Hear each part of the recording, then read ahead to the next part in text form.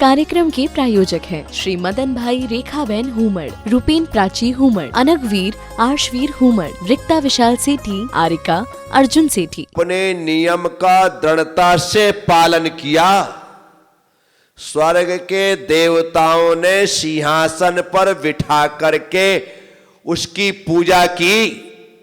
जिस सम्राट ने अपने बेटे के साथ उस मातंग अर्थात चांडाल को, यमपाल चांडाल को मगरमच्छों से भरे हुए तालाब में, सरोवर में फेंकने का आदेश दिया था, बेटे को तो मगरमच्छ खा गए, लेकिन उस चांडाल को उसके व्रत के, धर्म के प्रभाव से देवताओं ने सिंहासन बना करके पूजा की। राजा को पता चला ना, तो रथ पर सवार होकर के राजा देखने आया कि सरोवर के बीच में स्वर्णिम सिंहासन और उस सिंहासन पर यमपाल चंडाल।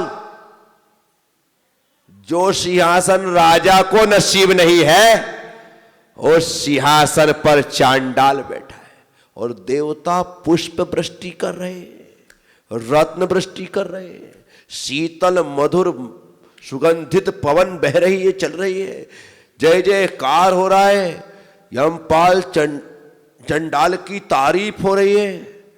राजा जिसने उसे सरोवर में फिकवाने का आदेश दिया था, रथ से नीचे उतरता है, रथ से नीचे उतरता है और उतर करके वह भी यमपाल चंडाल पर पुष्प वृष्टि करते हुए उसका अभिनंदन करता है।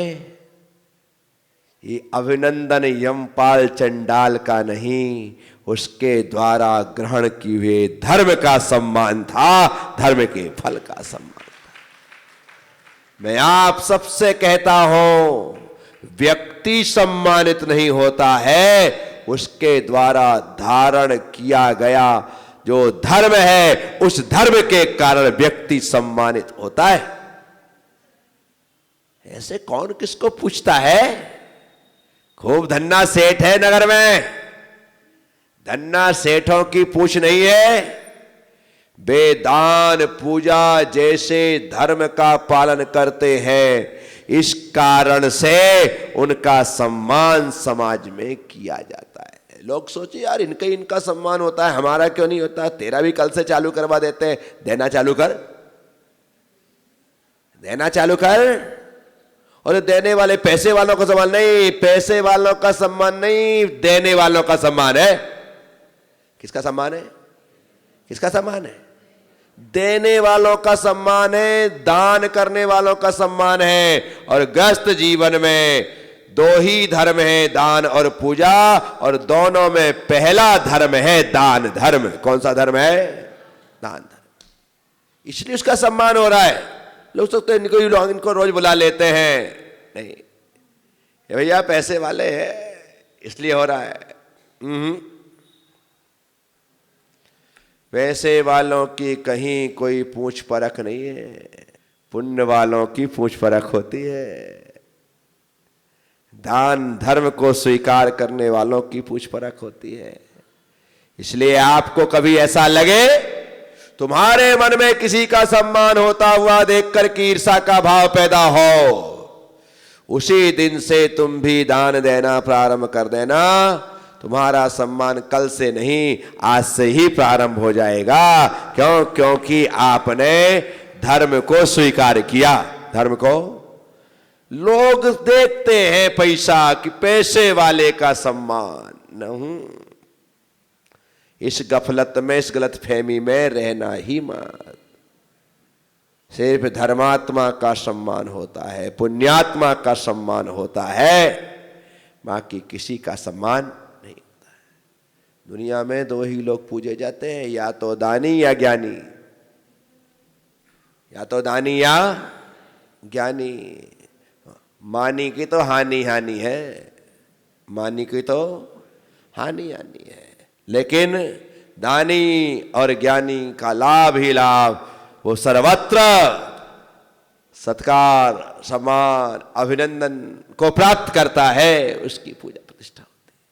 तो आप सब लोगों से कह रहा हूं, आचार्य भगवान कुंद कुंद स्वामी कह रहे हैं, सम्यक दर्शन को महफूज रखना है, सुरक्षित रखना है। तो आप उसकी हानि करने वाले कारणों से दूर रहना आपका सम्यक सुरक्षित रहेगा।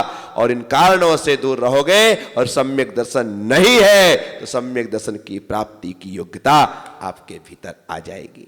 आप सब लोगों ने सुना है, अनुग्रहित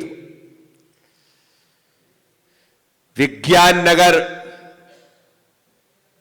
हमेशा से आया हूं। इस बार थोड़ा 19-20 हो रहा था, लेकिन मेरे मन में आया कि प्रज्ञा सागर ये गलत है। सब जगह जाओ और विज्ञान नगर यदि नहीं गए तो तुमको कोटा से बाहर जाने नहीं मिलेगा। तो इसीलिए मैंने स्वतः ही पहले मना भी कर दिया था लोगों की, भाई अभी पक्का नहीं कह सकता हूं मैं, हो सकता है कि कुछ हो जाए। लेकिन मैंने एक दिन तलवंडी से कट करके विज्ञान नगर की, एक दिन तो विज्ञान नगर में, क्योंकि कहीं 2 दिन दे दो और कहीं एक भी दिन ना दो तो ये अच्छी बात नहीं है। और बराबर तरीके से अब बैलेंस बन गया है। आज मैं यहाँ हूँ, कल तलवंडी हूँ, फिर जवाहर नगर हूँ, फिर दादाबाड़ी, एक एक दिन सब जगह ये प्रवास चलेगा। आप सब लोग 4 महीने का एक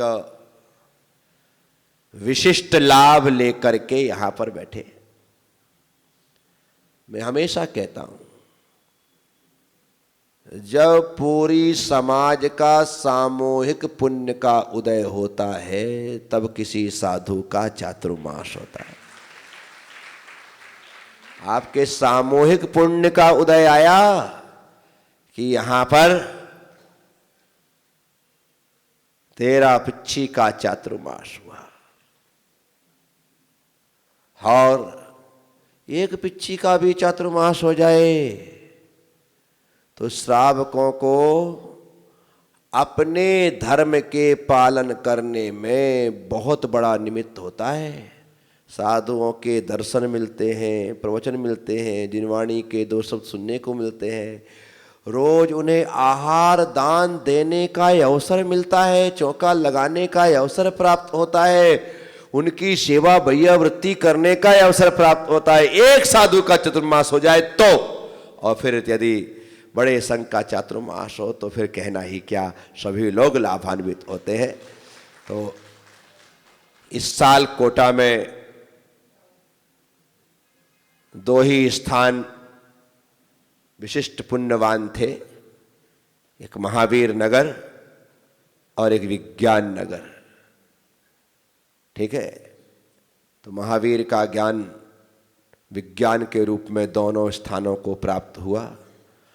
आप बराबर तरीके से चतुर्मास में लाभान्वित होते रहे, ये हमेशा हमेशा ये लाभ मिलते रहे, और हमारा गृहस्थ जीवन, हमारा सांसारिक जीवन सुखमय आनंदमय धर्म के साथ होता रहे। पीके का प्रश्न,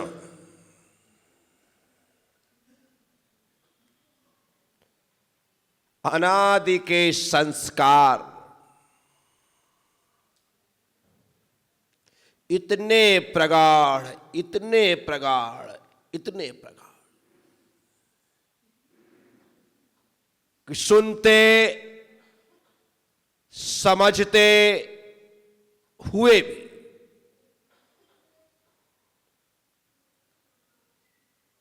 उन संस्कारों से मुक्त नहीं हुआ जा रहा।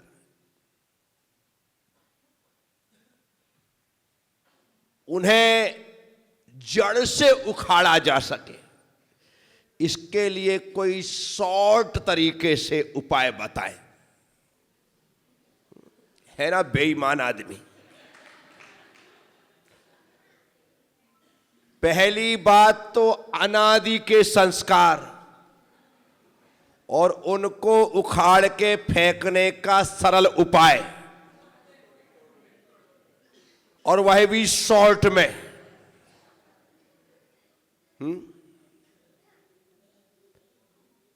घास फूस लगी हो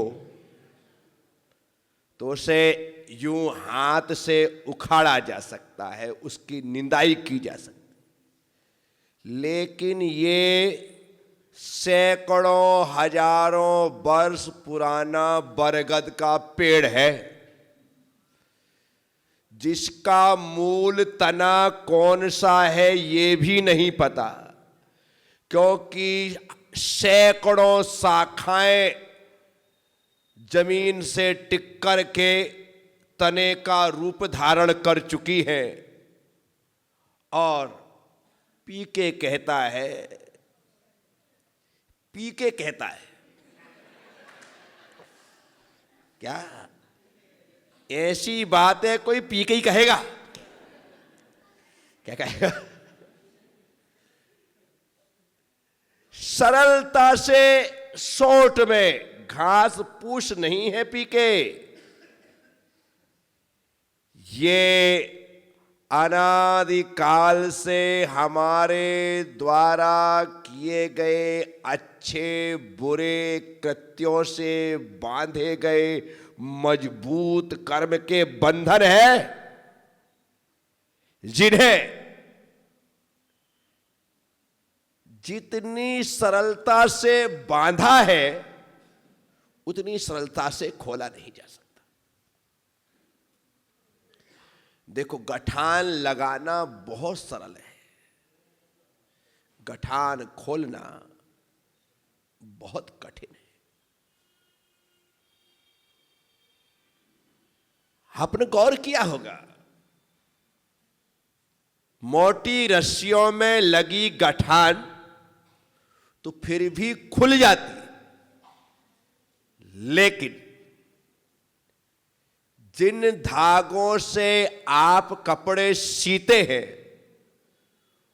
उस धागे में यदि गठान लग जाए तो पीके, ना कोई पीके खोल सकता है ना बिना पिए खोल सकता है। क्या धागे की गठान है, सुतली की रस्सी की गठान को खोला जा सकता है, लेकिन पतले धागे की गठान नहीं। और कर्म जो है ना, संस्कार जो है ना, वो इतने महीन है, इतने महीन है, इतने महीन है, और उनमें गठानें इतनी सारी है कि आप लाख कोशिश करो तो भी इन कर्म की गठानों को, संस्कार की गठानों को खोलने का दुस्साहस मत करना। इन्हें तो सिर्फ और सिर्फ तपस्या और ध्यान की अग्नि इसमें जलाने की ही कोशिश करना। ये जल करके ही नष्ट हो सकती है, जल करके ही समाप्त हो सकती है। ऐसा संसार का यह क्रम चल रहा है कि हम रोज रोज सिर्फ उलझते ही चले जा रहे हैं। रोज रोज जितना हम सुलझने की कोशिश करते हैं उतना उलझ रहे। कहीं पर पानी की वजह से दलदल हो गया है, और इतना दलदल हो गया है, इतना दलदल हो गया है, इतना दलदल हो गया है कि कोई पशु या कोई व्यक्ति पानी पीने के लिए उसमें यदि उतरे तो उस दलदल में उसके पैर धंस जाते हैं। अब देखना मजा,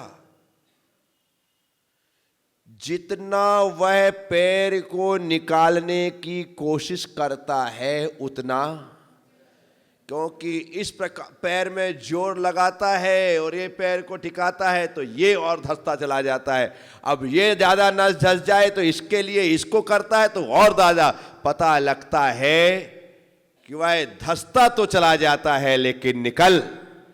तुम्हारी स्थिति भी वैसी ही है। संसार के दलदल में तुम फंसे हुए हो और जितनी निकलने की कोशिश करते हो ना पी के, उसका नाम ही पी के, मैं क्या करूं। जितनी कोशिश करते हैं उतना, एक